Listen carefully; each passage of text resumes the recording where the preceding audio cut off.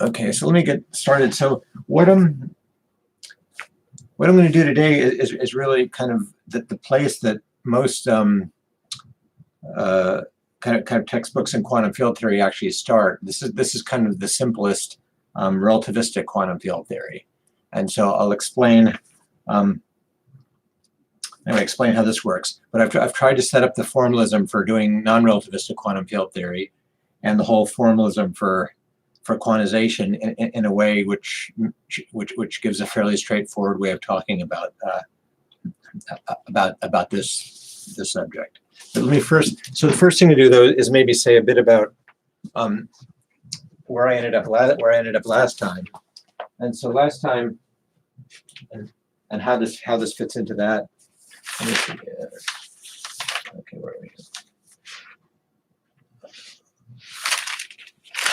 Okay, so last time what I was doing was I was telling you about the representations of the Planck array group, and the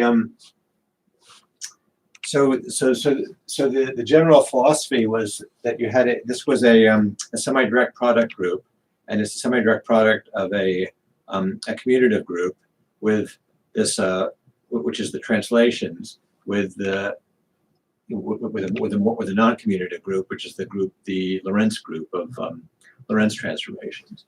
And so representations. So let's just say irreducible reps of the Planck array are supposed to, what they're supposed to correspond to is an orbit, an orbit of the action of the Lorentz group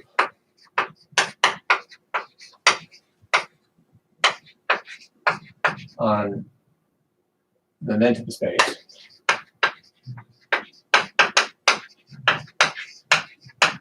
So the group of characters of the translations are the momenta.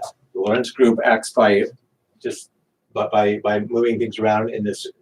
And actually, when I say momentum, I mean kind of energy momentum space. This four-dimensional notion of momentum. This acts on it, and then at each point in here, there's a subgroup of the Lorentz group, which is the so-called little group or stabilizer group, which leaves it alone.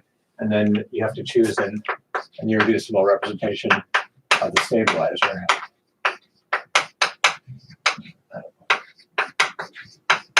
Okay, so this was the abstract nonsense, which applied to groups like the Euclidean group in 3 dimensions. It also applies to this group.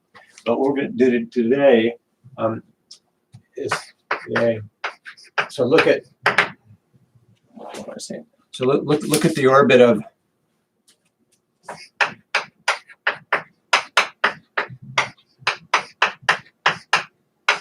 and so just pick something that in the time, something on 0 in the time-like direction, and maybe I want to do this. Let's draw this here. So what I'm going to do in these drawings, I'm typically going to forget about two dimensions. So this direction is going to be P0, or the energy. This direction will be let's say P1, momentum in one direction, and then there's 2 other directions you're not seeing. But if you take the so what I'm doing is saying that this is M. We're going to take this point in the energy momentum space and see what happens when if you act on this by Lorentz transformation. Well, if you act on it by a rotation, nothing happens, and that's because that just leaves this alone and moves these around, and that doesn't happen. So our stabilizer group is a SO3. It's just the spatial rotations, but so just rotations and spatial rotations don't do anything to this. But if you act on it by boosts, by these other 3 directions in the Lorentz group, then what's going to happen is it's going to this is going to move, and the action of a boost in any in any kind of energy momentum plane just moves you in a hyperbola, just as the action of regular rotations moves you in a circle. Well, when you put in a minus sign, you get a hyperbola. So you get something that looks like this.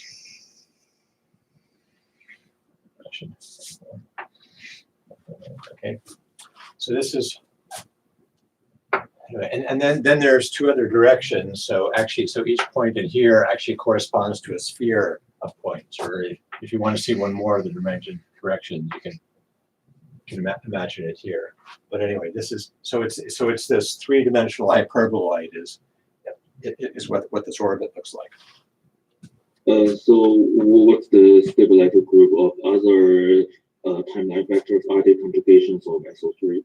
Yeah. So if you move to some other point, then the stabilizer group is going to be just some kind of conjugated version of this SO3 inside the Lorentz group. Yeah. But it's always, yeah. This is just kind of in general true that once you've figured out what the stabilizer group is at any point on an orbit, at any other point in the orbit, it's just a kind of a conjugated version of that. But it's always, yeah. Okay. And so what so these are kind of the simplest orbits. And so it's okay. So then the simplest case is going to be to take the trivial SO3. Okay, so the simplest kind of representation you're going to get it's the same as with the Euclidean group. You just take the trivial representation of the stabilizer group. So this is what do you call it? Spin zero, or scalar. Okay, and so and then these hyperboloids are kind of, these orbits are kind of labeled by by where you start, by what this m is. So it's very much, it's kind of the, anyway, so these guys are labeled by m. So these representations are going to be that we're interested in are going to be these spin zero ones, and there's going to be one parameter which labels them, which is m. Now, so the other thing to keep in mind here, though, is that there's also and what's going to happen here is we're also going to be interested in negative energy representations, because we're going to end up working with field equations where you have solutions that don't have just positive energy but negative energy. And so there's also going to be a you could also do the same thing with minus m, and then you'd get some other, you get some hyperboloid, yeah, of negative energy. So there's going to be, so the story that we're going to be talking about today is going to, in terms of the story from last time, is going to correspond to these two. We're thinking about what what representations correspond to these positive and negative energy hyperboloids, and they're going to be labeled by just by this one parameter s. I mean, it's one parameter m, and it's going to have, this is going to have the physical significance. This is going to be the mass of the particle we're describing. So we're going to be describing a spinless massive particle, mass m, but it's going to be a relativistic particle. It's going to obey this relativistic. The fact that it's on this. Anyway, the fact that you're lying on this hyperboloid means that you have a certain relationship between energy and momenta, which is different than the non-relativistic one. Okay, so let's do that.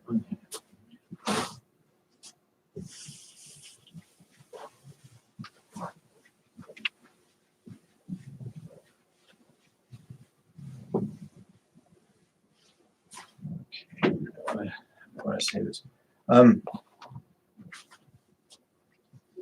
Okay, maybe so. One way of thinking also about this relation, was that if you here's the problem. So how do we construct this representation?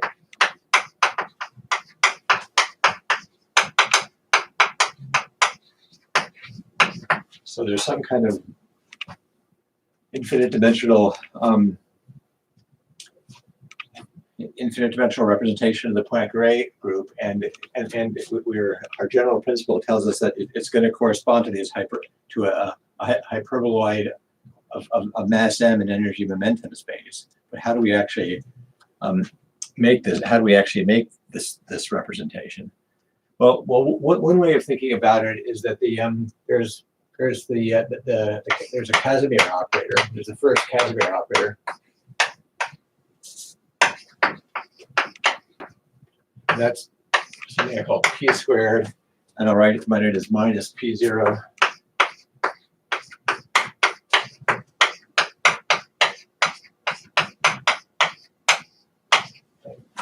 So these are the momentum operators in the spatial direction, and then in the time direction. So this is what's new relativistically. Is you got this guy, and then what we want to do is we want to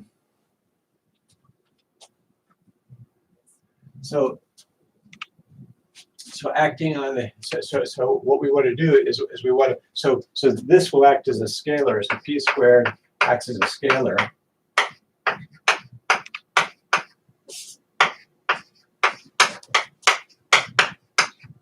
On an area, and so we can ask, well, what's the what's the scalar that you're going to get here? Well, clearly setting this thing equal to a scalar is the equation of these two hyperboloids. So it's got there, and so the so our hyperboloid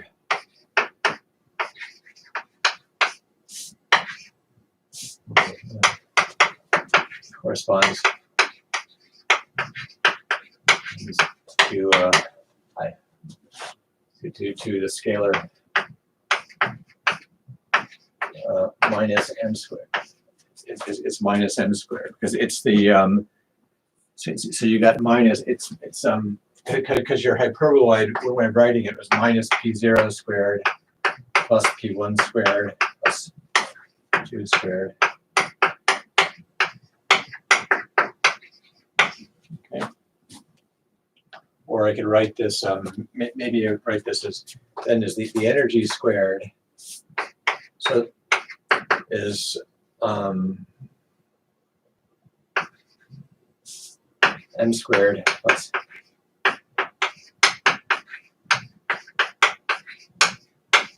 okay. And so we'll often write p0 as being plus or minus the what I'll call omega p vector, but omega p vector is equal to square root p vector.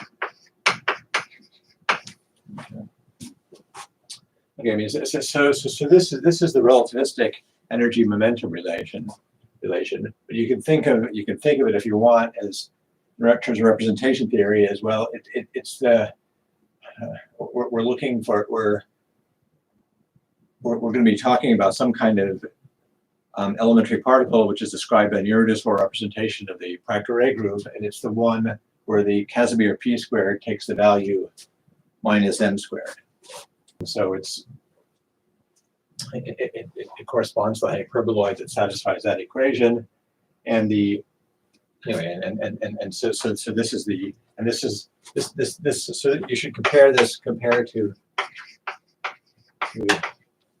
relative to the non-relativistic.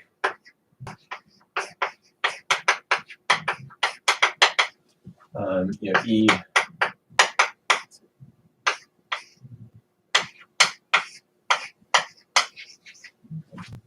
Okay.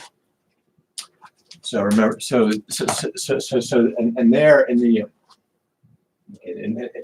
relative, so in the non-relativistic case, your E or your P0 was always positive, and you had this it was this given by this paraboloid of in P space. But here instead you've got this equation, And so, and this equation has both positive and negative energy solutions.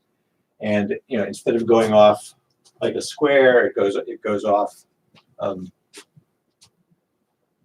Anyway, it has different behavior at high energy and large momenta. But if you take the limit as the limit as the momentum gets small, then what you end up with this energy momentum relationship is that the energy is the mass, E is equal to mc squared, and then the plus the next term, the first term in P is this term, is this standard non-relativistic kinetic energy term. Okay, so what do I want to do? So now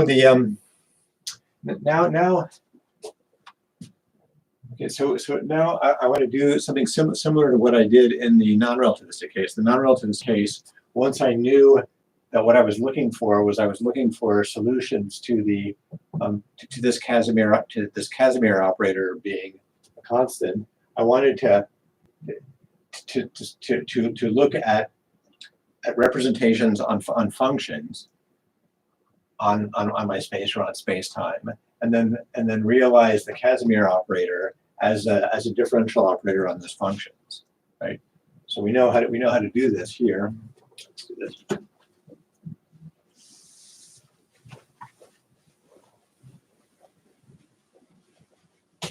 So on functions on space-time.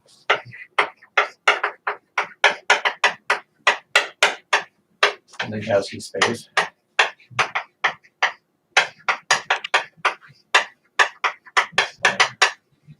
Remember that then we have I want to write this. You have that P0. P0 is equal to, I'll set H bar equal to 1, but is I ddt, and Pj is minus I dt xj. Okay, so we're using the standard, where do I want to say this?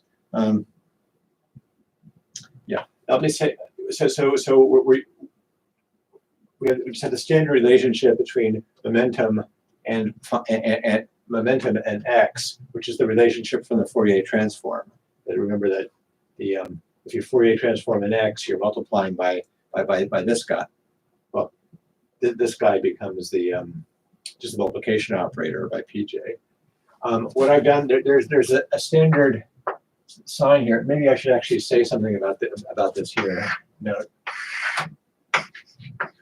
So the reason for this, the reason why energy, and this goes back to the Schrodinger equation, that I ddt psi is the Hamiltonian or the energy times psi. Well, there's a plus I here, but if you look at the momentum, which is the infinitesimal translation in a spatial direction, you put there's a minus sign here. And the reason that for a relative, you could have done it the opposite. You could have done it the opposite way, but the reason for putting in your choice of convention an extra a relative minus sign between of these is that the minus sign makes the Fourier transform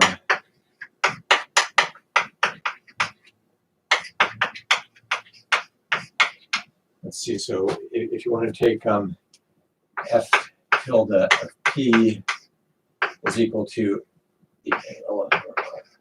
or e to the minus, which way do I want to do it? I want to do it. Professor? Yeah. Could you move the camera to the right for a bit? Oh, sorry. I see. So it doesn't go all the way. Thanks. So this is. Okay. It's very. It does. Yeah, it's a little bit delicate here. Okay, is that better? Yeah. Yes. Yeah. Okay. Thank you. Okay. Yeah, I'll try to avoid getting too close. I'm sorry, I'm getting a little bit too close to that. But the point here is that the Fourier transform has a there's a minus I, and then minus P0, x0 plus p vector dot x vector, and then d for p. Oh, sorry, d for x. F of x, d for x. Yeah. So sorry. Just the point is that if you want, when you write down your Fourier transform, if you want, you have to if you want the exponent, the e to the ipx in the Fourier transform, if you want this term to actually be Lorentz invariant, so I mean you can make everything behave nice. So you want kind of if you do a Lorentz transformation here, you want it to correspond to the Lorentz transformation here. So you want the Fourier transform to kind of intertwine the Lorentz transformations. If you want that to happen, then you have to choose this term here to be Lorentz invariant. And then and the way to, and in order to do that, you have to take a relative minus sign here and here. Okay. So that the necessity of doing that in your formalism is kind of what gives you the relative minus sign here and here. Okay, but anyway, once you know this, you can then this Casimir operator acting on functions on Minkowski space then just becomes a second order differential operator, and it just becomes so you just end up with so it's this guy. So p squared phi is equal to minus m squared phi becomes the equation minus plus Laplacian minus. Okay. So I just put anyway. Yeah. So anyway, if I set this to act as minus m squared, if I've got all the signs right, then so you've got something here, and this is sometimes written kind of the four-dimensional version of the Laplacian. People kind of write this. This is this. But anyway, and so this thing here, this equation here, is what's called the Klein-Gordon equation.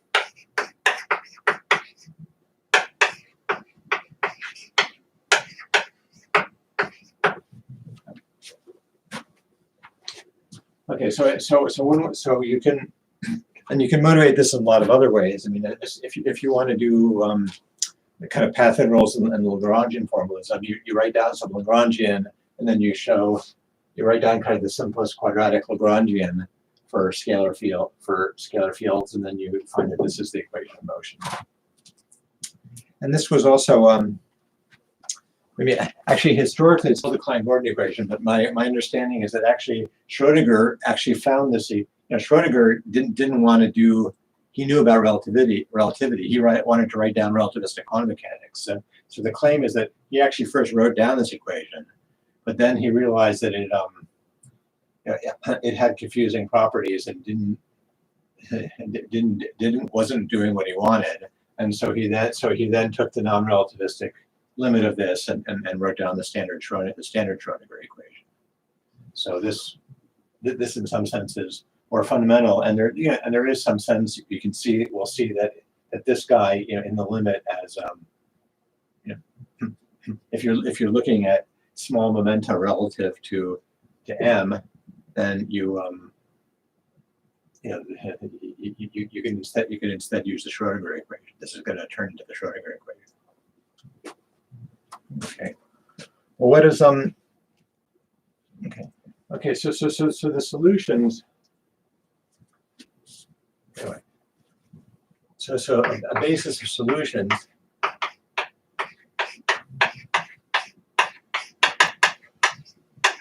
will be e to the minus plus I omega p vector t e to the I for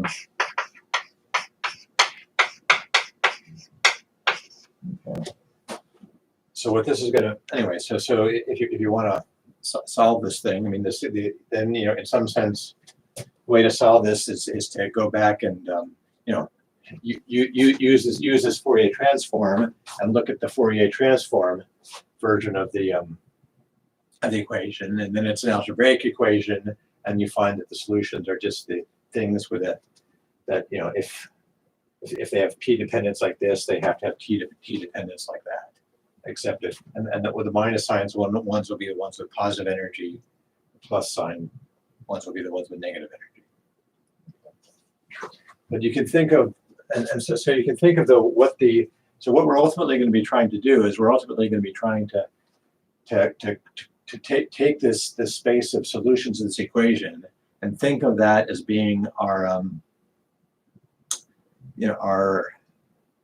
phase space. That's the thing we want to quantize using harmonic oscillator methods. It's an infinite dimensional space. It's got this basis. I mean, if you kind of discretized everything and had only some finite number of p's, then this would just be a finite dimensional basis for this finite dimensional space, and you would just, as with the Schrodinger equation, you would just do the standard kind of Bargmann-Fock harmonic oscillator quantization, and you're going to get quanta with all the different numbers of quanta with different for each value of p.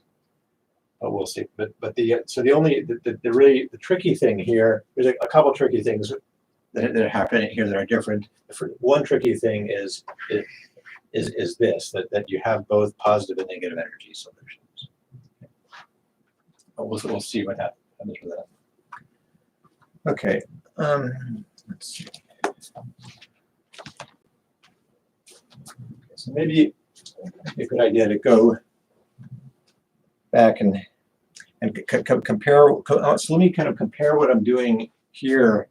So and this is a point. Let me kind of try and explain this as carefully as I can, because it's a point which often gets in the story, and I'll explain why.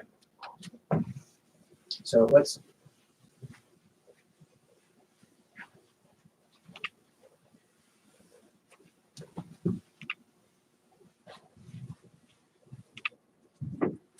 Okay, so let's see. So what happens in the so the non-relativistic theory.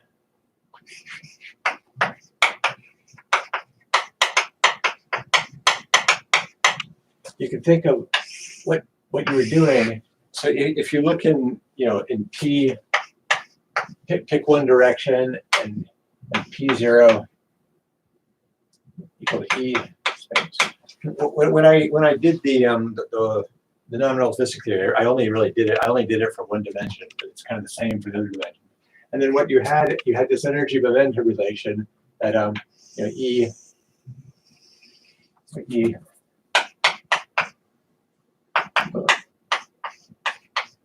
over 2m. Okay, and then what you had was that H1. So this is a space of H1 was the single particle space, which was the space of solutions to the Schrodinger equation, and you could get all solutions to the Schrodinger equation. You could think of them as being kind of a set of all. I forget, what did I call? I'm not sure even what notation did I use for that. But it's basically all functions, all psi tilde of p vector, and then there's so p vector of R3, and then there's an inner product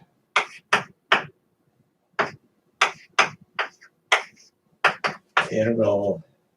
Well, I mean, it had a different normalization, but it's basically psi tilde 1 of p vector, psi tilde 2 of p vector, and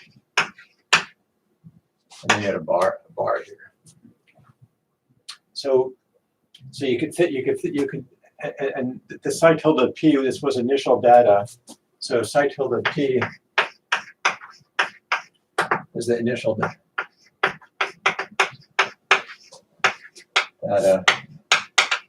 for the solution.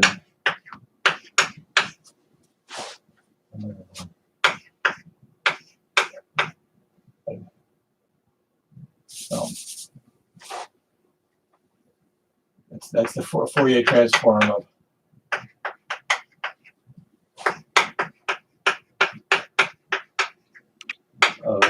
e to the minus I t p squared over 2m.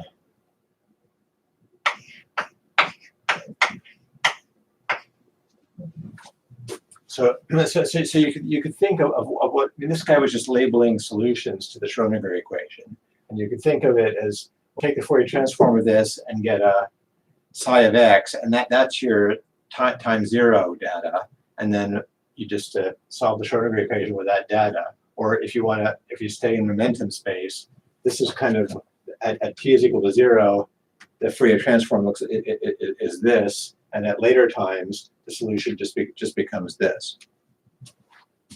Okay, so it just have to keep in mind that these are the things that are labeling points in the solution space. The actual solutions look like that. Okay, but now what I did then is this was H1. Okay, and then now so the relativistic theory.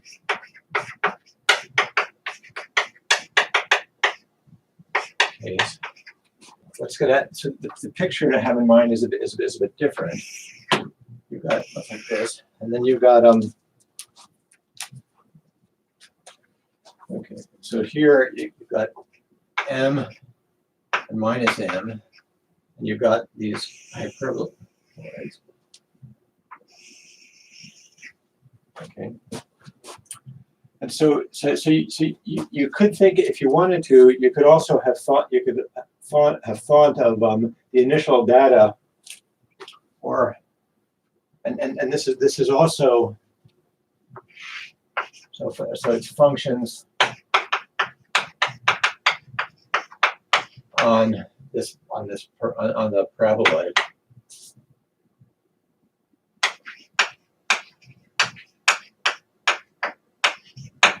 So if you want, I always I thought of this initial data as a function just of p, but since there's a one-to-one relation between points on this paraboloid and functions of p, I could instead think of these functions as functions of e and p, where you have this relation that e is p squared over 2m, and so your function actually only sits on this paraboloid.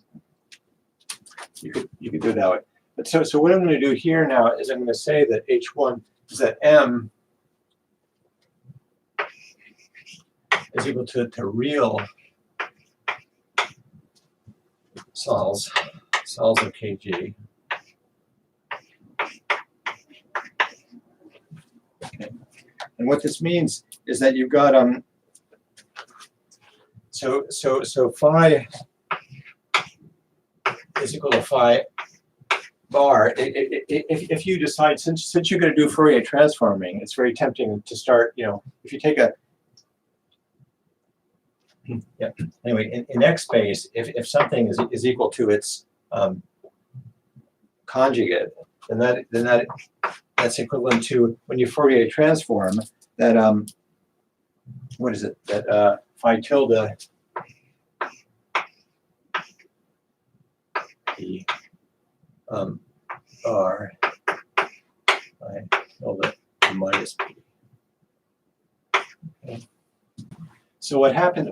So if I try and do if I'm looking at solutions of the Klein-Gordon equation, all the Fourier transform stuff all works the same, and you can think of solutions as being functions on this hyperboloid, or if you like, they're functions of p. This is your p and p0, but they're functions of p and p0, but you have this relationship that this guy is the square root of this momentum squared plus m squared, so you can think of them as living here. But the problem is that if you if you look at general solutions, you end up with, if you look at general complex solutions, you end up with some function on here and some function on here. But now, if the solutions are real, what this means is that if you know what the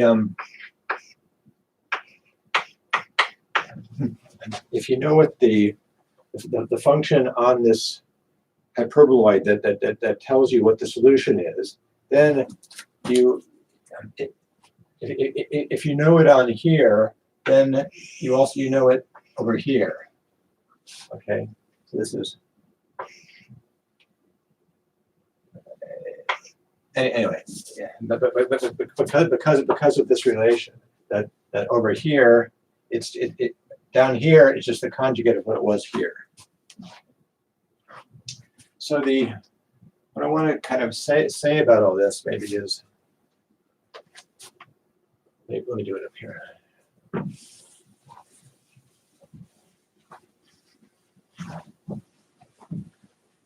So I think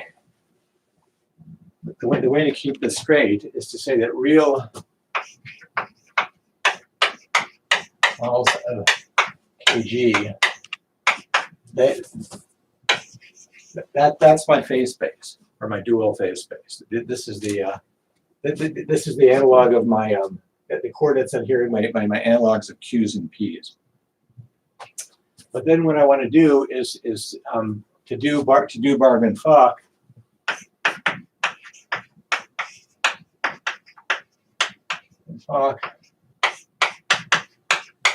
What I'm going to do is you're going to take M and complexify it. So allow allow complex linear combinations of real solutions of the Klein-Gordon equation, or if you like, look for complex solutions of the Klein-Gordon equation. Those break up in a so normally so then what you have to do is to do Bargman-Fock, you need a you need a notion of complex structure. You need to decide that how am I going to break these up into m plus and m minus, and this is going to be my H1, and this is going to be the H1 conjugate. So in the when you were doing the non-relativistic theory, you were just kind of handed this guy. You're already handed a complex vector space of solutions to this thing. Okay, but now your actual solutions are really over here. They're these real valued things. So they're functions on here, and you can think of them. You can think of them as so m plus is equal to functions here, and m minus, or if you like, which is also your H1 bar, is functions, functions here. Sorry for the mess here. So the picture to have in mind, I think, is what's happened when you've gone to the relativistic theory, is you have all of a sudden you've got not just positive energy solutions, but positive energy solutions and negative energy solutions, and you have what you want to do is you want to and your original real solutions, functions, positive energy solutions and negative energy solutions are related, because if you know if you know that thing is actually real, then the data here is determined by the data here, and vice versa. So you can take so there's this kind of confusing thing that I kind of worked out in far too much detail in the book, that you can actually identify this guy with this guy. Or you can think of this guy as a complex vector space. This is M with a complex but it's been turned into a complex vector space by using J to tell you what I is. And so here, okay. Anyway, let me also maybe I'll say some more a little bit about that later. But this is kind of what's going on. And in the way things work out in the limit, actually, if you take this guy and then take the non-relativistic limit, then what happens? Basically, what happens is that these guys, you realize that an alternate way you could have written down the Schrodinger equation. When you dealt with the Schrodinger equation, you could have taken the solutions to the Schrodinger equation and the solutions to the conjugate Schrodinger equation. You could have thought of the space of both of those spaces. So you could have, in the Schrodinger equation, you normally just think about this guy, but this guy also exists. So you could take the Schrodinger equation and put in the conjugate solutions also, and then you would get the gadget that's the non-relativistic limit of the Klein-Gordon theory. Okay, but the thing that you don't really see in the Schrodinger equation, you don't really see the fact that this is a real this kind of reality condition. Okay, so that's, I hope that, I mean, now where this gets completely confusing though is that oh yeah, and maybe let me also say it this way. So J, and so here you're gonna, so let's just say the complex structure. Well, so there's an operator J is plus I on these functions, and J is equal to minus I here.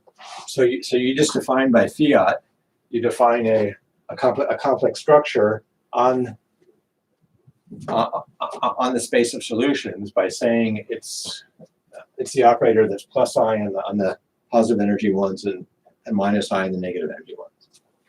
So it's actually a little bit of a weird operator.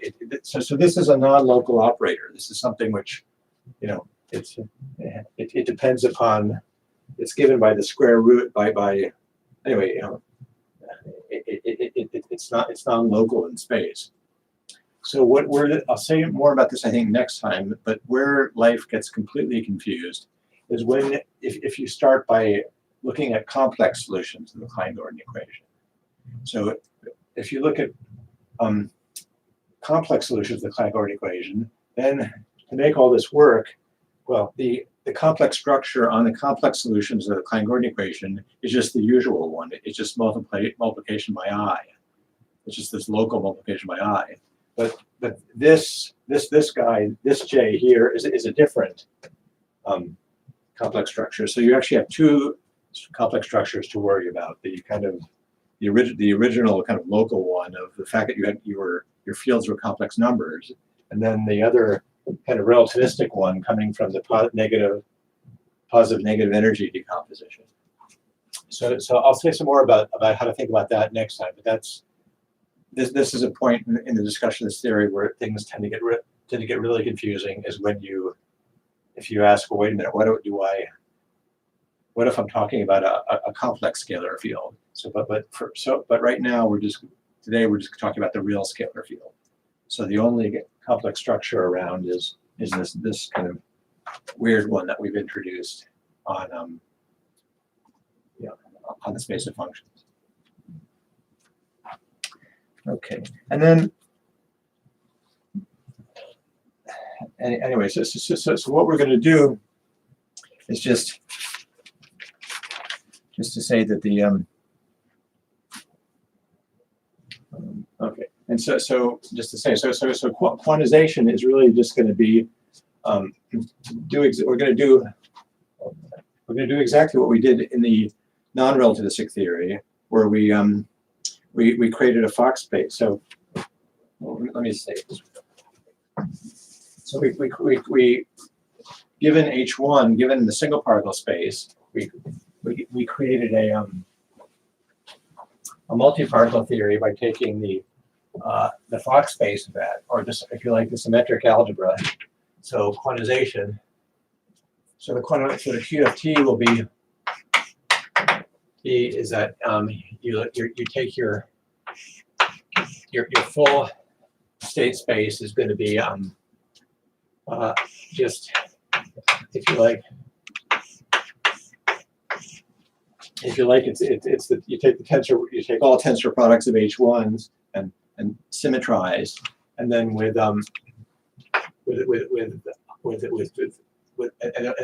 operators in this. So I don't know. Let's so plus field operators.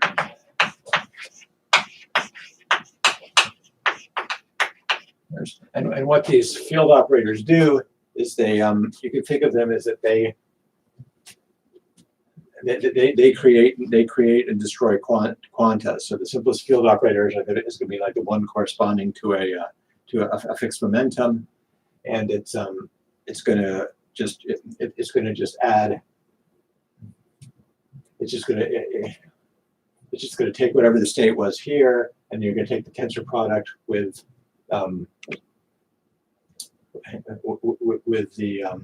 the element of H1 corresponding to that quantum that you wanted to introduce, and you get a theory of arbitrary numbers of quanta. And so this, what we're doing here is it's actually very in many ways it's very similar to the non-relativistic theory. The underlying, once you know it, the only difference is that this guy is a slightly different space. This guy now is going to be the positive energy solutions of the Klein-Gordon equation, whereas in the non-relativistic case, he was kind of all solutions, which are all positive energy of the Schrödinger equation. But maybe let me go back to just to recall what the field operators were like. So non-relativistic QFT. What do we do? And so the solutions by psi of 0 x vector or psi tilde of 0 p vector. And I did point out that it might also be a good idea to think of this as functions of energy momentum, where the energy satisfies the is p squared over 2m. Okay, and then what did we do? Then we wrote.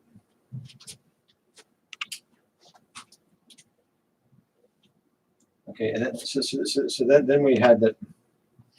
Oh, I already said this. Okay, well, then we had that psi of tx. Let me know. Then we just had that alpha of p.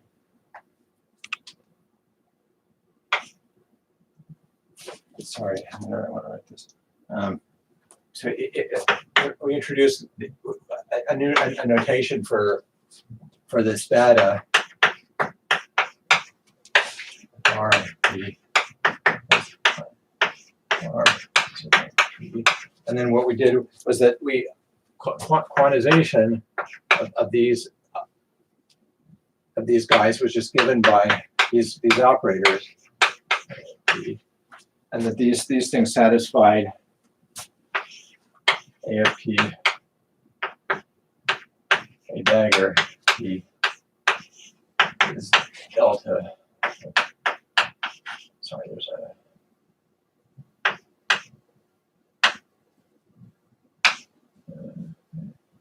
Okay, and so this was the formalism that we developed there. Was that once you're thinking of the space, the differential space H1 of that parameterizes solutions. Well, you can think of it as this as a function of x or a function of p, and then what you want to do is then you want to turn this guy, turn these guys and turn the basis elements here in some sense into operators. And this is where I'm afraid, every attempts that I made when I was writing the book to do this, to try to clarify this, actually I think we're actually mostly bad news. And and again, there's a similar warning that the warnings I gave you when I was about some of the problems with the basic chapters on non-relativistic quantum field theory. There's exactly the same problems recur in this chapter on the Klein-Gordon theory. And when I get a chance, I'll try to rewrite this and do this a better job. But really, what the right way, there are really kind of two ways to kind of properly think of what you're doing. So more carefully, what this means.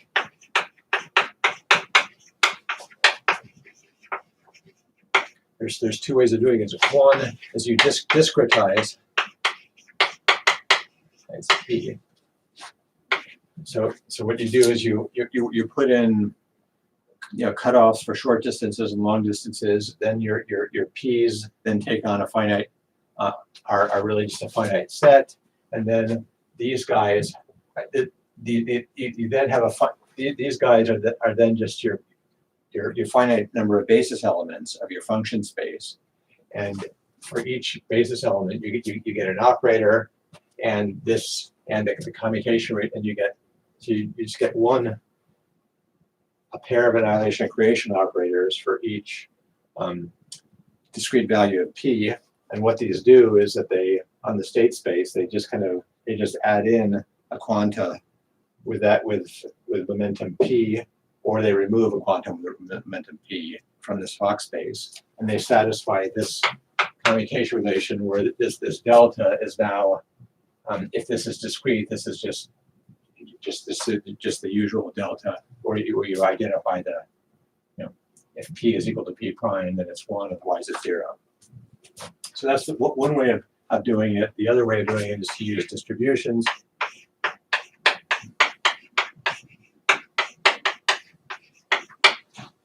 And then what this is what really makes sense.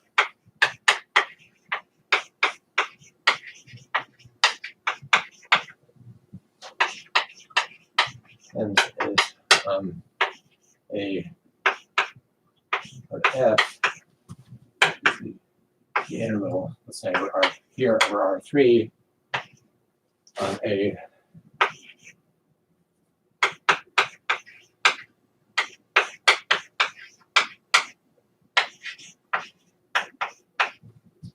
F is a Schwartz function.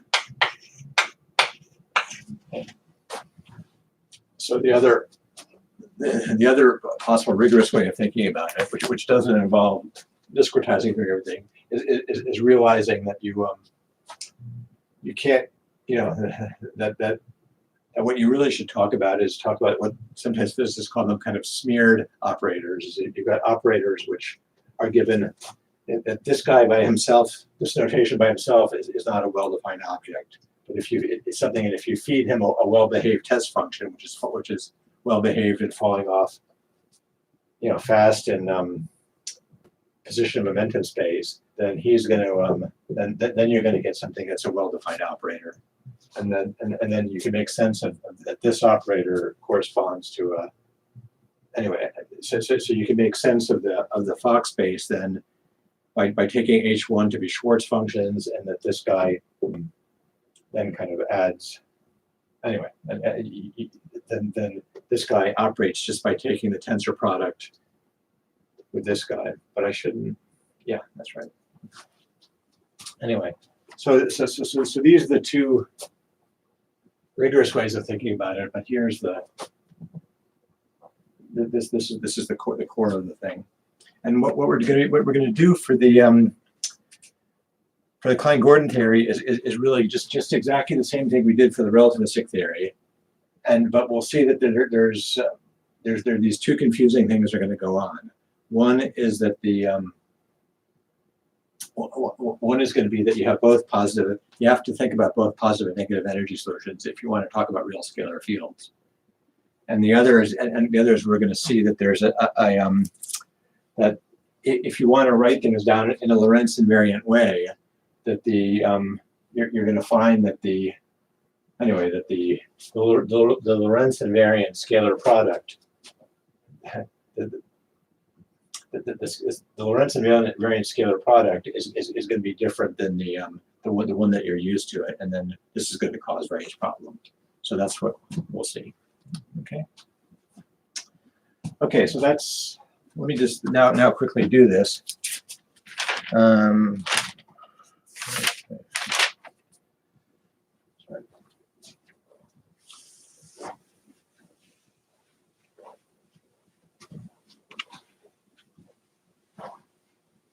Let's see. Okay. Okay, maybe the first thing to say is that we could.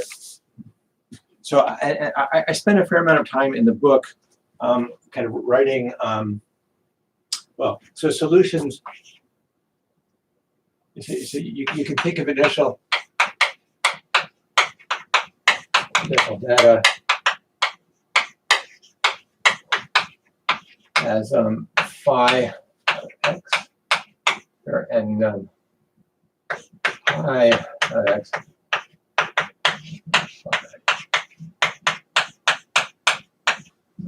So if you're thinking in X space and you're thinking, okay, what are the, how am I going to label solutions of the Klein-Gordon equation? Then in X space, the natural thing to do is to say, well, it's a second order equation, so I got to know what it is at time 0 and what its first derivative is at time 0. And so I need this. So you have this pair of gadgets, pi of x, pi of x. So this pair of functions. And so what I'm going to do though is actually so we'll work. So these are analogs of Q and P. So we're basically trying to do a harmonic oscillator problem. It's an infinite dimensional one. If we worked with phi and its derivative in time, that would be the analog of working with usual Q and P coordinates. And you could do Schrodinger representation that way. But if you want to do Bargmann-Fock, you have to take complex linear combinations of these things. You have to complexify. And so we're doing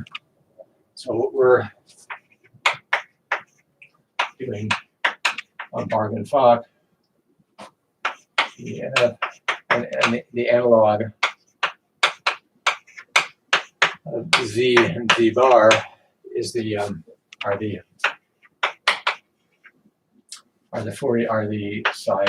psi tilde of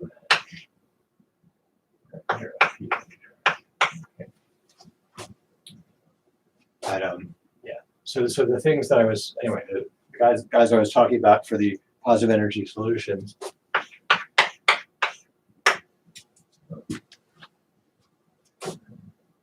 Okay, so anyway, so there's a bunch of stuff in the book about going back and writing everything in this language and writing out the Poisson bracket and writing out the symplectic structure and everything. But it's probably not worth worrying too much about that, because in the end, you don't want to quantize using Q and P methods. You want to quantize using Z and Z bar methods. So you want to work with this guy, and you can check that.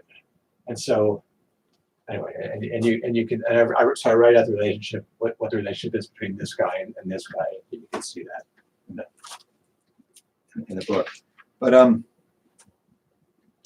okay, now but now there's a problem that comes up here, is that if I say I'm going to write my solutions in terms of this is really a very non-relativistic invariant way of talking about this. I've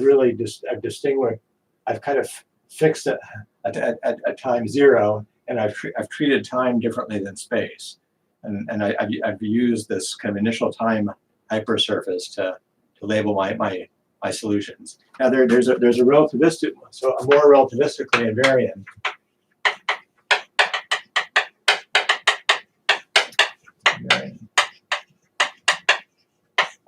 Way to label solutions.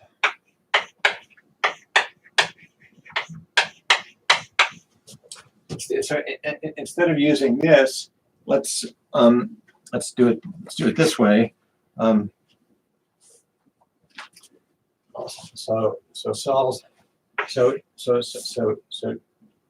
So you take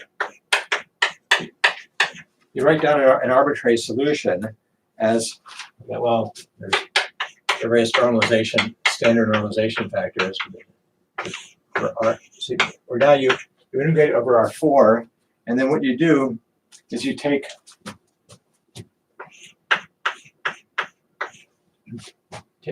a function that doesn't depend not just on the spatial momentum, but also on the energy, so on the energy momentum. But then what you do is you put in a delta function and then you're gonna write this guy as the Fourier transform of something, but it's gonna be something. You're gonna do a 4-dimensional Fourier transform. So you do this invariant Fourier transform I've been talking about, which is e to the minus I and minus I p0 t plus I p vector x vector, then d for p, and then here you put in the p0 squared minus omega p squared.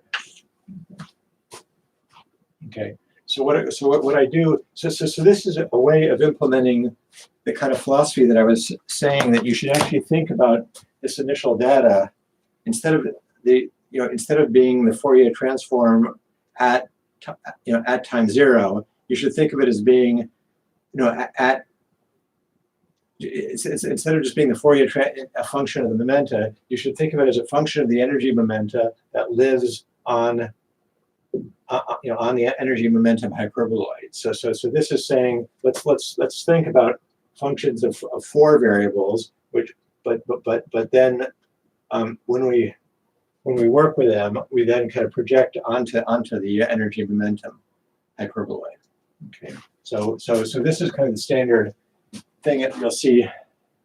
One thing that you'll see everywhere. So, but you're doing something a little bit funny here. You're introducing a kind of much more redundant set of functions. One's functions of all E and P, but then you're doing this. And then so is this actually a 3-dimensional feature? Yeah. So then what you do is you immediately turn it in. So the point of writing down this expression was to write down something relativistically Lorentz invariant, because this guy is this guy is manifestly Lorentz invariant. This guy is the this is actually my, well, anyway, yeah. So you can see that this guy has p0 squared minus the sum of the p1 squareds. That's invariant, and as I said, I went to some trouble to define this, so it's Lorentz invariant. And then this guy's Lorentz invariant. This guy's Lorentz invariant. So the whole setup is now Lorentz invariant. And so this is m equals 0 here? No. Should there be an m squared in here? No, it's buried in there. It's buried in Oh yeah, I got you. Yeah, omega p squared is p squared plus m squared. So yeah, so m only appears here. Okay. But anyway, so this is a Lorentz invariant way of writing down all the solutions, but you've done something funny. You've introduced arbitrary functions of energy momenta. So there's really too many of these. So what you want to do now is then, knowing that this is a Lorentz invariant starting point, you want to then turn this into a 3-dimensional integral. Get rid of the delta function. And do one of the, you want to do one of the integrals. Now, when you do that with that integral, you're breaking Lorentz invariance, but you know that the thing that you've got, even though it's not manifestly Lorentz invariant, it comes from it is a Lorentz invariant thing. And so the standard. Sorry, so maybe it's just my resolution. So this is a 4D integral. Yeah. So this is D4P. Yeah. So in the delta function, there should be like P's. Is that P 0? 0, yeah. Yeah. So this is so I'm saying that so P is, it's setting P0 squared is equal to sorry. Yep, I got it. Combination of my writing and the resolution, but yeah. So but I'm basically just, this is the thing which puts you on that hyperboloid. Yeah. It just restricts to there, so it turns anyway. Okay, so now the trick is you want to turn this guy into a three-dimensional integral, and here, the trick is just then to, where am I? So you use delta, you can rewrite this guy.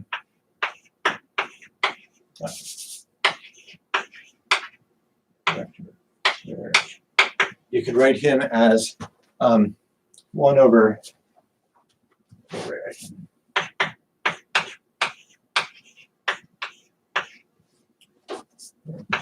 delta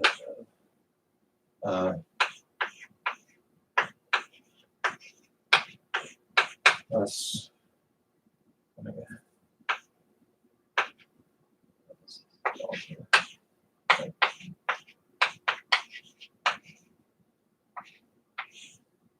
Okay. So you have this identity, which is just a general reflection of the fact that if you're taking a delta function of a function like this, then and your function looks like this, then what you need to do is you need to just look at you just want to know the points to what this is just something that evaluates at the points where where it's 0. So you really just need to see what happens here and see what happens here, and then you use a linear approximation to this function here and linear approximation to this function here, and to get standard linear delta functions, and you get this identity. So if you haven't seen this identity before, you might have to play with it. But it's a standard thing in delta functions. If you take the delta function of a delta distribution of a function, you have to look at all the places that function is 0, and then you get a sum of linear delta functions, which are where you evaluate at all the points where the function is 0. But you have to keep track of then what the derivative of this function is at that point, and that's what this does. Or yeah. Okay. Anyway, so you do that, and then you evaluate this guy, and you get this. Yeah, if you rewrite him, then so this guy is then it becomes 1 over 2 pi that we have, and then there's a now we're integrating over R3, so we're going to use these delta functions to do the P0 integral, and when we do the P0 integral, we get so we get a 1 over 2 omega p vector. So this depends upon p, and then there's going to be an f of omega p. Yeah. So this is the thing. This is what you get from this delta function, and then there's an e to the minus I omega p vector t. And then there's going to be another term, f omega p minus omega. And if I've done, you have to keep track of the sign of how I've handled p vector.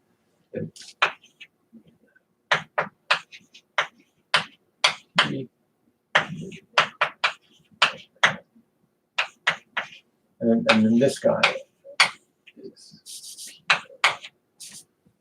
and then sorry, there's a no.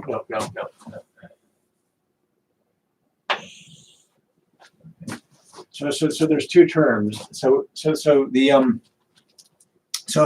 I've now written this in some form that looks much like the non-relativistic case. But there's two funny things that have happened. Is that I have the non-relativistic case.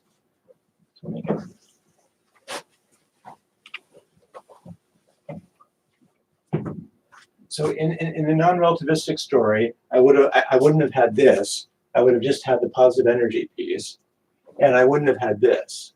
So here's the, so this is kind of problem one, and this is, and this guy is kind of a problem or whatever, too. So I'm going to do it, everything I'm doing is going to be exactly the same thing as in the non-relativistic case, except I've got a funny, there's a funny factor here on the way the normalization, which means that which comes about because I'm trying to get I need this in order to get a relativistically invariant scalar product.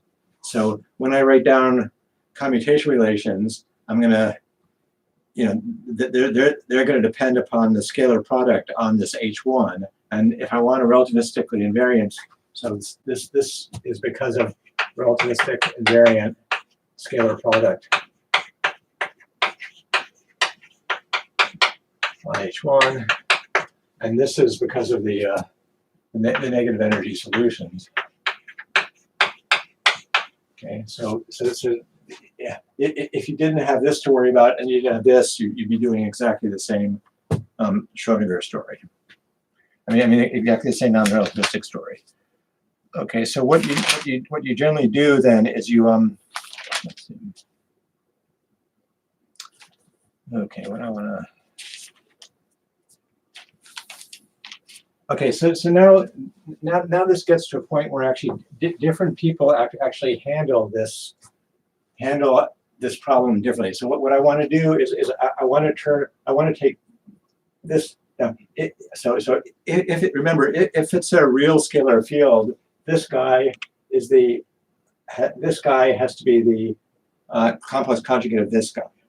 Okay, but what I want to do is I want this guy is kind of the function of P, which when I'm going to do non-relativistic quantum field theory, he would just be the creation operator corresponding to P when he gets quantized, and this would be the conjugate. When he gets quantized, he's going to become the annihilation operator.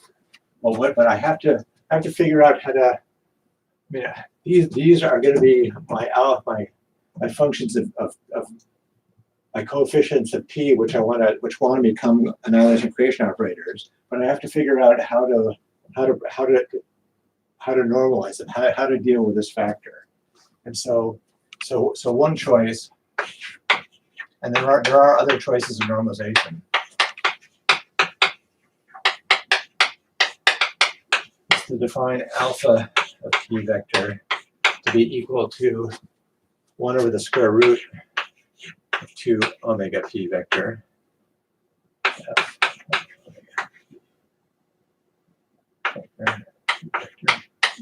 So just put a square root of this factor on here, and then what you do is you write that this guy then becomes 1 over 2 pi to the 3/2,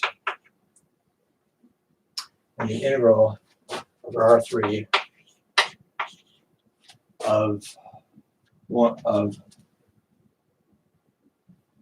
alpha of P vector e to the minus I omega P V plus e to the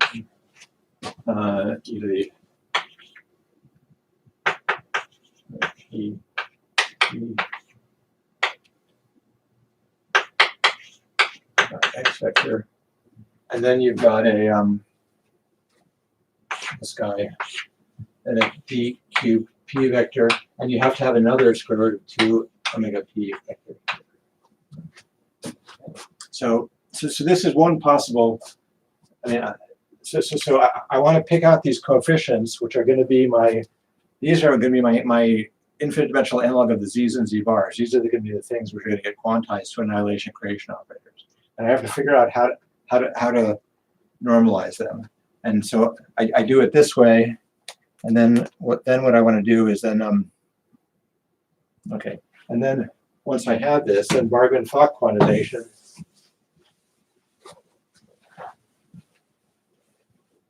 So BF quantization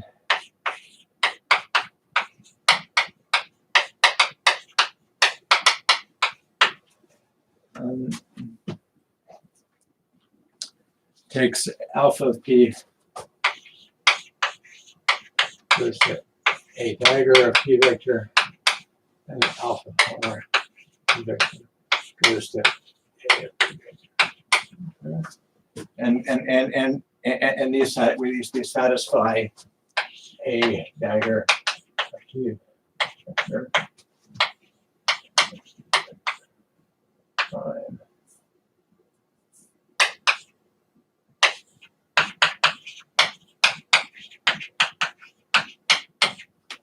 So you get exactly the usual kind of and the point is that this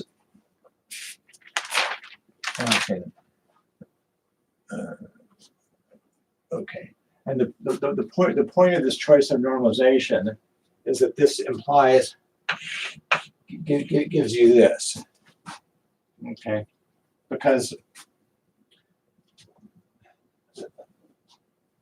the problem is that this choice of normalization, this implies that an alpha 1, alpha 2 is the standard 1 bar.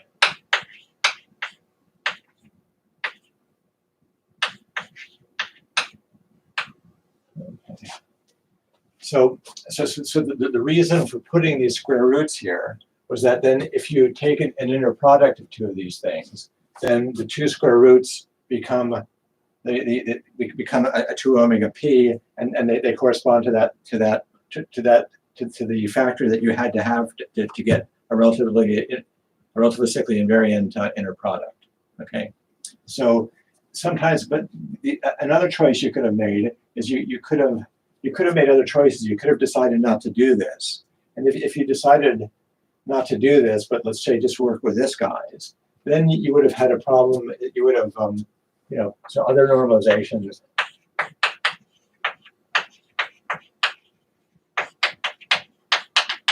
Have a factor here. Okay. Yeah, so if you decided to not put that here, then you would have had to put one there, put it there. Okay, and but the advantage of putting it here is that your annihilation creation operators are then just they behave exactly the same way as the non-relativistic ones. So are these normalizations contribute to each other when doing a rotation? No, something like another group. No, I mean these are just they're just well, the point is that you this guy has to you have to, I guess the way to say it is you either have to do this here, or you have to put a factor of 1 over 2 times the square root of p here, and that because you have to do either of those in order. You have to do one of those in order to have a relativistically invariant set of operators. In order to have the Lorentz group act on your theory properly, you have to do one of those two. But it's just whether you put it here or you put it here, that's just a kind of a matter of notation, if you like. It's just where you've you've just kind of rescaled as a function of p. You've just kind of rescaled your operators. You just kind of rescaled your inner product, and rescaled your operators, and so that's just a convention. But the fact that these factors of 2 times omega p are floating around your theory and that you can't get rid of them, that's a reflection of the fact that you have to set this formalism up in a way that's actually behaves well under Lorentz transformations. Otherwise, the Lorentz transformations won't even act on your state space. Does that help? So also I have a question. So here your computation, in our computation, you project the vector to the space component. So what about you project the vector to the Schwartz for So what does the integration look Well, like? here, I mean, I erased it, but I had a nice four-dimensional invariant integral, right?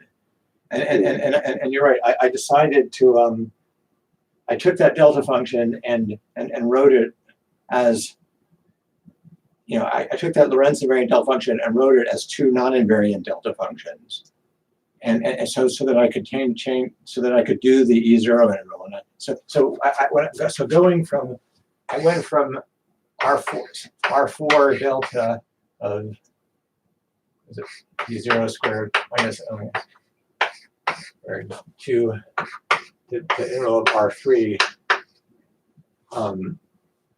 F. So I evaluated this delta function here, and so at this point, when going from here to here, I have explicit Lorentz invariance. Everything is clearly Lorentz invariant.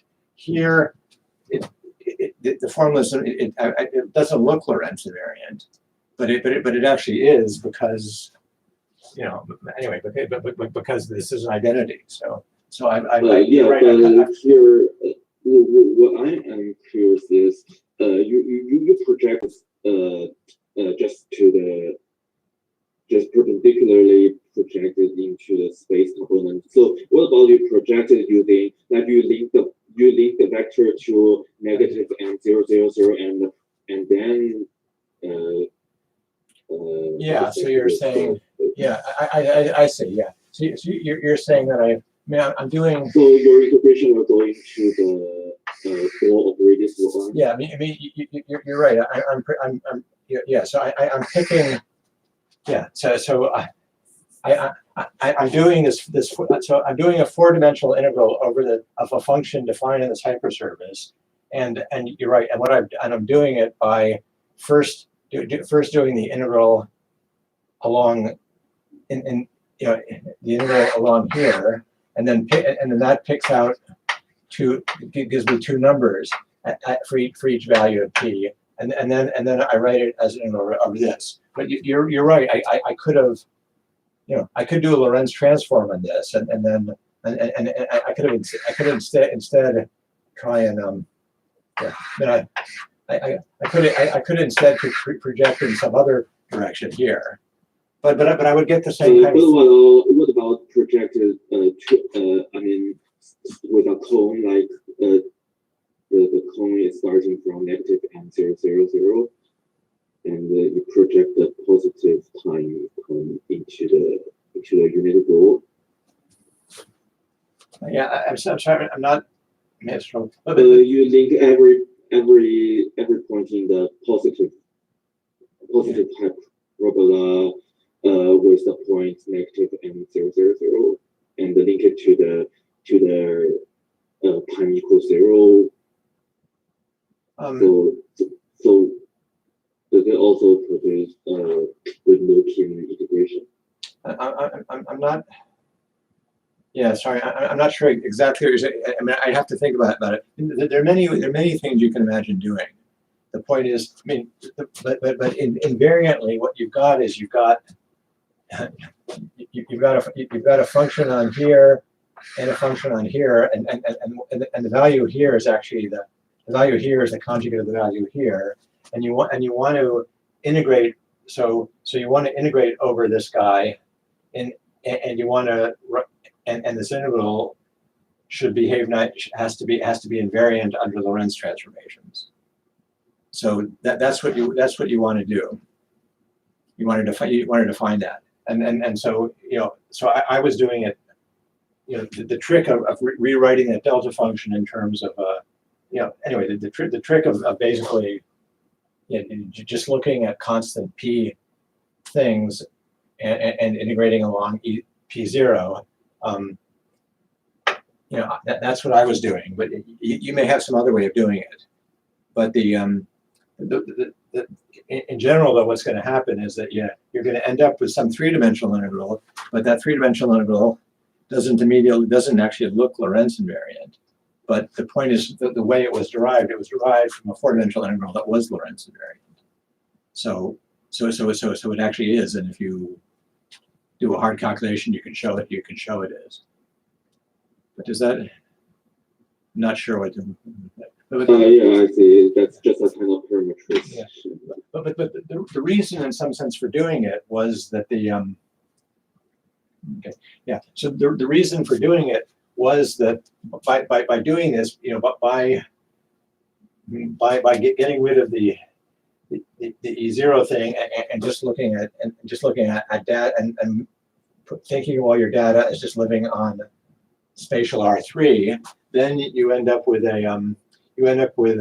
exactly the same formalism as in the Schrodinger case. And so what happens here?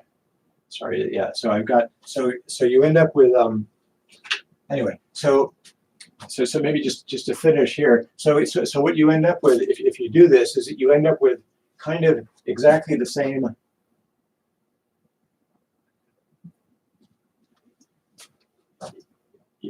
Okay, let me just kind of say then a couple things, the last couple things I wanted to say about this, and then we can stop. But maybe so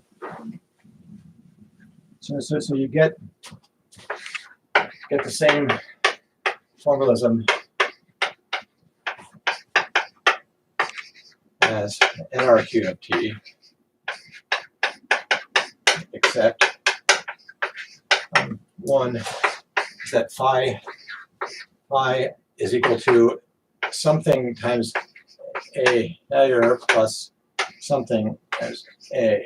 So you had just so instead of having a psi, instead of having an operator like this and an adjoint operator, these two are always put together into this one self-adjoint operator. Okay?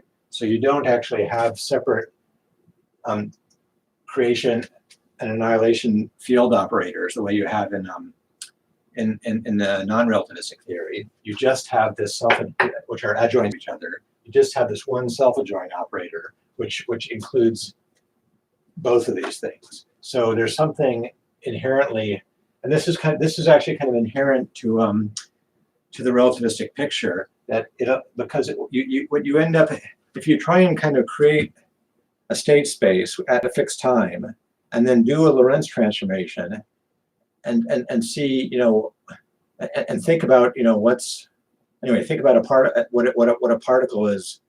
Think about a moving particle. If you do a Lorentz the problem with that is that if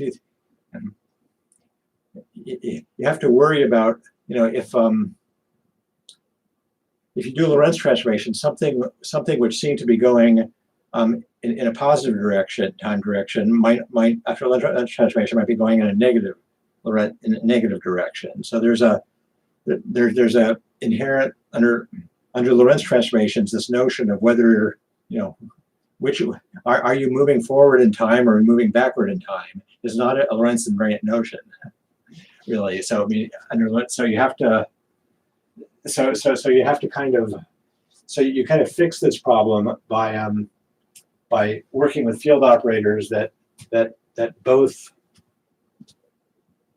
that have components that both create and destroy, but they're Lorentz. It turns out they're Lorentz invariant, so that if you ask Lorentz invariant question, you'll get a Lorentz invariant answer. Okay, and in order to kind of make that happen, if you play around, we'll see this in more detail next time. In order to make that happen, you need to have both annihilation creation operators in the same field operator. But in some sense, but formally, it's just a reflection of the fact that we're working with real fields here, and so you always get, if you do Barban-Fock, you always have you have to also have the adjoint. But and then the second thing is just that the factors of 1/2 omega p means relating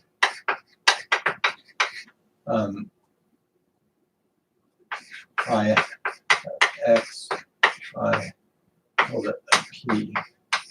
Okay, so really, this factor always is lying there somewhere when you try and Fourier transform between x space and p space. you can't, if you wanted Fourier transform between X space and P space in a Lorentz invariant way, this guy is going to come into the game somewhere. And what that actually means is that you don't actually get the usual relationship between that. So this messes up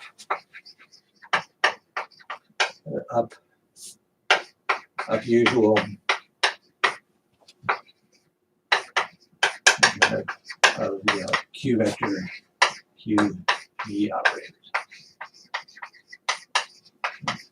So we had this usual fact that P. So going way back, that you had a position operator which had eigenvalues, which were the delta functions, which were the things that had well-defined position. You had a P operator, which was the things that had a well-defined momentum, and it was symmetric. You could Fourier transform and go back and forth.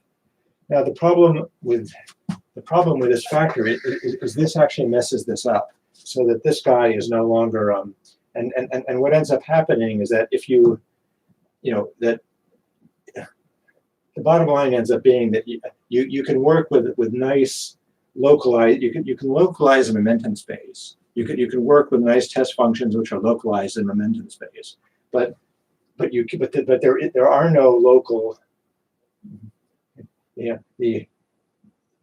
You actually don't have, you can't actually write down in terms of nicely behaved test functions in momentum space. Those do not correspond to a localized test function in position space, and it's just because of the way the behavior of the Fourier transform and the fact that you're doing you have this weird factor there. That weird factor just means that you can localize here, but you can't localize here. So what you end up with is no localized states. So in the relativistic theory, in the non-relativistic theory, you could you had these states which you could get arbitrarily close to a delta function state at a well-defined and talk about a particle at a specific position. What actually happened? You can talk about a particle relativistically at a specific momentum, but there is no state because of the weird Fourier transform. The Fourier transforms of the guys here, which behave well here and have these and do the thing you're used to. The position operator is weird. It's a different position operator, and it doesn't have localized eigenstates, and so what the kind of bottom line here is you can't actually, you couldn't in principle try and talk about a single relativistic particle moving around, and a theory of a single relativistic particle. Just use H1 as your Hilbert space, but it would be a somewhat weird theory. It would be a weird theory in that you can't actually localize you can't localize particles, and within kind of a Compton wavelength, you can't localize it. So it's a weird theory from that point of view. And then if you start talking, and anyway, and then if you want to also allow for particles to create particles and move them around, you have these problems with causality, which you're going to need to fix by putting in both analytic reaction operators. So those are kind of the kind of bottom line problems that you can't get around about why the relativistic theory is different than the non-relativistic theory. So I mean, and this kind of standard thing here is to kind of write everything and do everything to make it as much look like as possible like the non-relativistic theory, but there are these irreducible problems you can't get rid of if you want to talk about relativistic theory. Okay, so I've gone way over for today. So any more questions about this stuff? So can you do something kind of analogous with the position and momentum operators? Can you I guess create particles that are localized in space, but they wouldn't be able to be in momentum space? I don't know if that makes sense. Yeah, but yeah. So there is this real asymmetry. There is this real. This guy has really messed up the symmetry between because so this guy is just depends on momentum. Yeah. So your situation is not. It doesn't have the same kind of symmetry in momentum. The Fourier transform doesn't give you the same kind of symmetry in momentum and position space that you had non-relativistically. It really is. So position and momentum space really are actually different in a way here. Yeah. Oh, yeah, so can I understand it in this way? So, like, there's no good Fourier transform in space like Relativistic space. In what space? In the Relativistic space. Wait, Well, actually, I think your hyperbola is actually the same as Relativistic space. Yeah. So that's So is it the same as saying there's no good Fourier transform in that space? No. Yeah. Fourier. So I mean that's one way of saying it. Yeah. That is that the Lorentz invariant thing. The Lorentz invariant momentum space is not flat momentum space, but it's this hyperboloid. So this is where your functions live in momentum space, and this guy's not flat. So you have to So you have to work with this guy. If you want to go back to a notion of position space, you have to do it you have to do it in a way which preserves the symmetries of this of this mass shell, and so it's not, and it's just not the same as R3. Yeah. So if your basic functions lie on this hyperboloid, it's just they don't have the same properties under the Lorentz transformation. And under a Fourier transform as properties as functions that lie in R3. So maybe this is an ill-posed question or something, but so if you think of the A operators as creating particles with momentum p, let's say, yeah. So do the phi operators like what do they actually do, or are they just some superposition that can't really be understood otherwise? Well, they're very funny. Yeah. So what they do. So in the in the non-relativistic theory, you could just create this. Yeah. Anyway, this guy was just some integral. So A P e to the I dx. So you could think of an operator, of a field operator at X as being, it's the Fourier transform of these things that created and annihilate stuff in P space. But it made perfect sense actually to think of this as Fourier transforming. As this kind of Fourier transform, is that this guy had a perfectly nice physical interpretation. Is that this guy created a anyway, if you think of it this way, I guess, this guy created a state localized at X. Okay, so that worked fine. Now, what we're doing here, I'm saying it's got these two problems. It's got this, it has the same thing here, but it also has the minus. Yeah. Anyway, so and it's got this 1/2. Anyway, depending on how you've normalized it, I guess it's got a 1/√2 omega p. Yeah. So it's So this guy is much more mysterious. This guy. This is actually one reason I like to talk about the non-relativistic theory first. Is there the field operators do have a nice, very, very clean interpretation, if you want, as things that create and annihilate things at a point. Here, you've got two messy things going on. One is, and another way of saying it is also that in 4 dimensions, you can't create a relativistically invariant delta function at a point. If you try and look at a delta function at a point and say that this is the field operator that's trying to create this thing at a point, you have to use both. You have to include both positive energy and negative energy pieces in that Fourier transform in order to build the delta function that you would want. So you would like to, I mean, this guy is trying to have that interpretation. He's trying to correspond to. This is the guy that I'm creating a particle at this point X, but he's got. I mean, he has two kind of things to fight with. I mean, one is that you can't.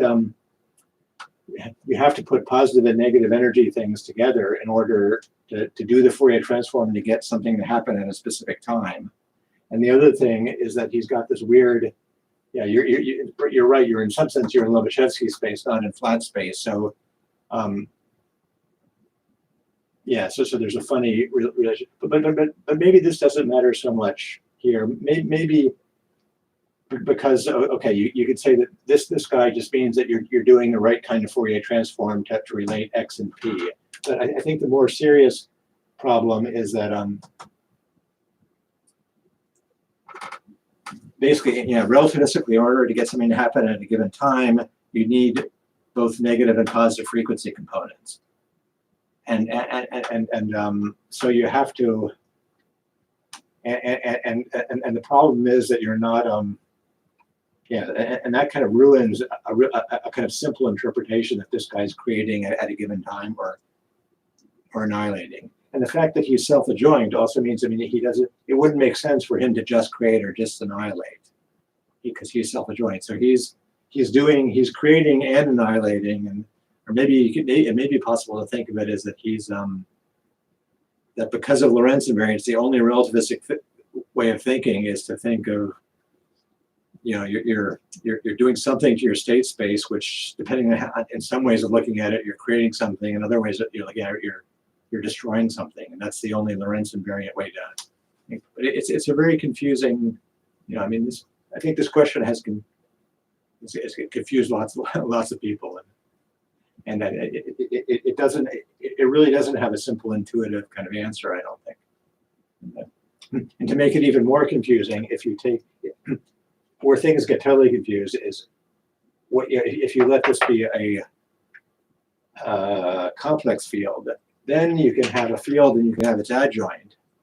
But what you end up realizing is that what you've done is you've created a theory with two different kinds of particles, and they're particles and antiparticles, and they're not the same thing. In this theory, there's only one kind of particle. In some sense, the antiparticle and the particle are the same in this theory. But yeah. So, but it's a really confusing. It's a really confusing point. Okay. Anything else? Okay. So next time, let me I'll pick up here. I'll say some more about this story. I think that the other thing I wanted to say a bit about with this story is to talk a little bit about the propagator, which is anyway, or maybe I guess the thing to say that what I haven't told you anything about here is I really haven't told you anything about dynamics. I haven't really told you about how, anyway, I haven't kind of explicitly said anything about how you move in time, although I've kind of just written out the solution so you can see what they're doing in time. But we'll talk about how things move in time and what the Hamiltonian is, how things move, and what happens when you translate in space, what the momentum is, what happens when you rotate, what the angular momentum is, and so we'll talk about how the kind of symmetries of the theory actually act on these fields, and I'll also say a bit about this notion of a propagator, which I think that actually gets a bit more to what you're asking about trying to make sense of this notion of what are these field operators doing, and what does it mean to create something at one point and destroy it at another point, and how do you think about that in a relativistically invariant way? And so that's I'll say some more about that next time. Okay. Well, anyway, so that's it for now. But again, I'll be around for a while. If you have any questions, please